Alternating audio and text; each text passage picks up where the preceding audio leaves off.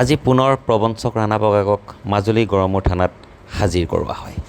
ৰাণা পগাগৰ বিৰুদ্ধে মাজুলী গড়মূৰ থানাত ৰুজু হৈছিল ৩টাকৈ গোচৰ।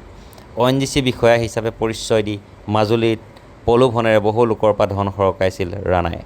ব্যৱসায়ী অজিত বৰা, ৰাম অৱতাৰ শৰ্মা আৰু ৰঞ্জন কুটুমৰ পৰা বহু লক্ষাধিক টকা প্ৰবঞ্চনাৰে সৰকাই নিয়াৰ অভিযোগত ব্যৱসায়ী কেইজনে ৰাণাৰ বিৰুদ্ধে গোচৰ তৰিছিল।